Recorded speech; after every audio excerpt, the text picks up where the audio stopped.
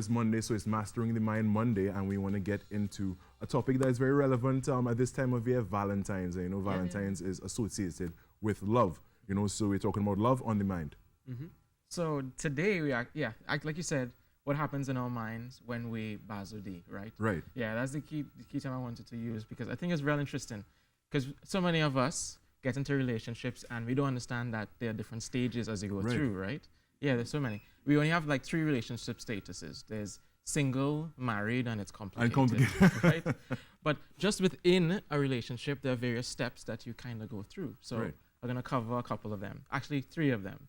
There's 3 main steps. So what's the first step? So there's desire. I'll tell you the 3 and then we'll go through each one, right? Okay. So there's desire, then there's attraction, and then there's attachment. So desire, then attraction, then attachment.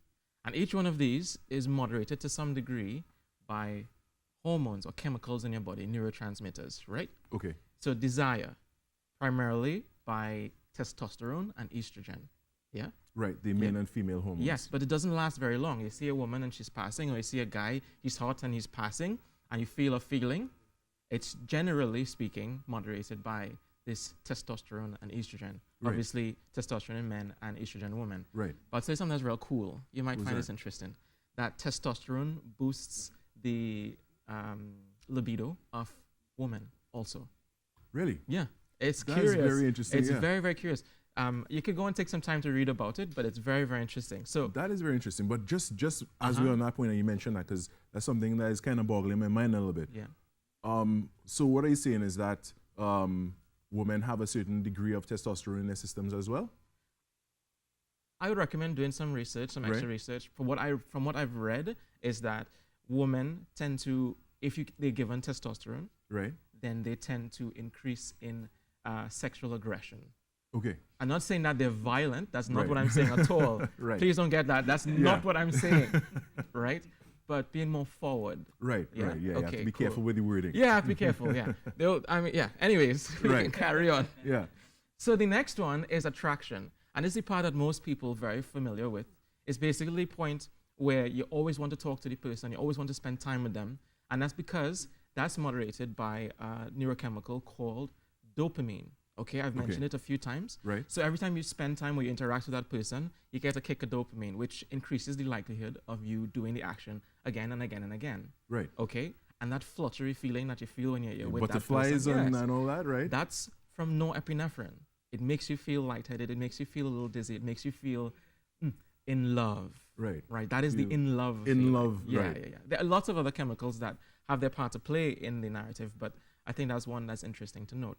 So when you stay up at night, sacrificing your sleep, waiting on the phone, and spilling or sharing all of the love that you have for this person, that was not an innuendo, just for the record.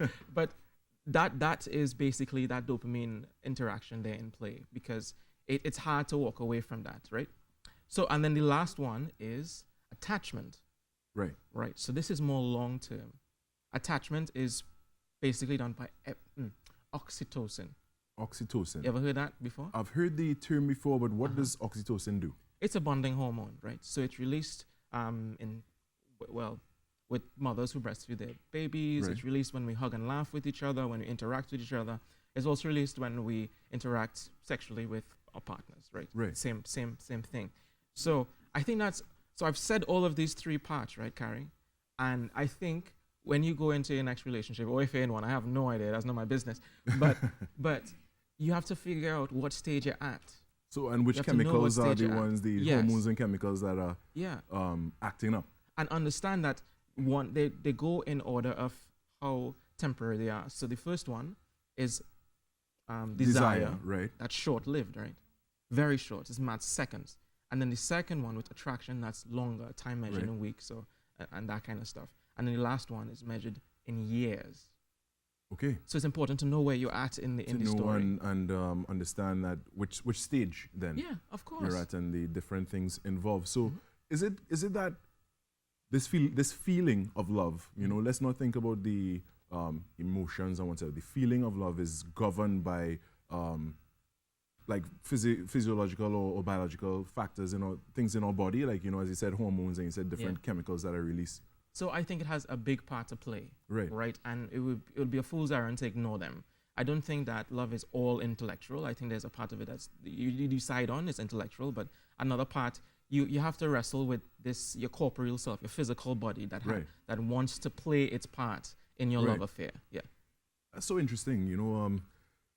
So many things that we just think, oh, it's a feeling or it's a vibe or, and, you meet somebody and as the case may be, and then you develop these reactions to the person and stuff, but there are chemicals involved in your body that but that's an govern these important, things. that's an That's very important part of it, Carrie, because if you understand how that goes, then if you understand how your body works, then you know how to tame it. Because you have to be able to control yourself. How do you walk away from an unhealthy relationship? Right. How do you do that when you have a strong attachment to somebody? When you're producing a lot of oxytocin? Yes, exactly. What happens when you're bored and you think, well, okay, you know what? I'm not getting that kick of dopamine, so time for me to move on. It's just, you have the option to transition from that attraction stage to that attachment stage. But people think all a relationship is about is just attraction. Right. But there's more than that. And understanding the different parts makes you travel through them more efficiently or better. Yeah. All right. Well, Kheston Walkins, neuroscientist. That's right. Solid. I'll take that one. Thank you so much for all you shared this morning as well. And again, with Valentine's on the way, it's great to know these things so people would know like whether it's desire, attraction, or attachment, and what stage. Very good. Yes.